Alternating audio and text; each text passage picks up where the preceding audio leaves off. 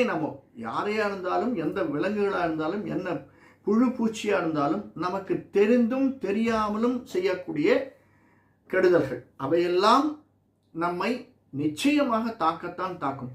நம்ம போயிட்டு இருக்கோம், நம்ம தெரியாமல் ஒரு வண்டி ஏறெடுத்து நம்ம மேலே அப்படின்னா அதனுடைய உபாதைகள் வராமையா இருக்கு, வரத்தானே செய்கிறது. அந்த மாதிரி நாம் செய்யக்கூடிய காரியங்களும் நமக்கு வரத்தான் செய்யும். ஆனால் இதையே நினச்சி நம்ம உட்காந்துருக்கலாமா? சனி கொடுப்பாரா கொடுக்க மாட்டாரா, இல்லை என்ன கொடுப்பாருன்னு தெரியல, 7 நாட்டு சனின்னா சில பேர் தூக்கி விடுன்னு சொல்கிறாங்களே, சரி எனக்கு என்ன பண்ணுறது? இது ஒவ்வொரு ஜாதகத்துக்கும் நாம் பார்க்குறோம் சனி எந்த இடத்துல இருக்கார் அப்படிங்கிறது. ரிஷபத்திலே வரக்கூடிய மகரம் கும்பத்தில் இருக்கக்கூடிய சரி ரிஷப ராசிக்கு கெடுக்க மாட்டார், விருச்சிக ராசிக்கு கெடுக்க மாட்டார். இப்படி ஒவ்வொரு ராசிக்குன்னு இருக்கு. அந்த சிம்ம ராசிக்கு கெடுக்க மாட்டார், மற்ற ராசிக்கெல்லாம் கெடுப்பாரா? இல்லை.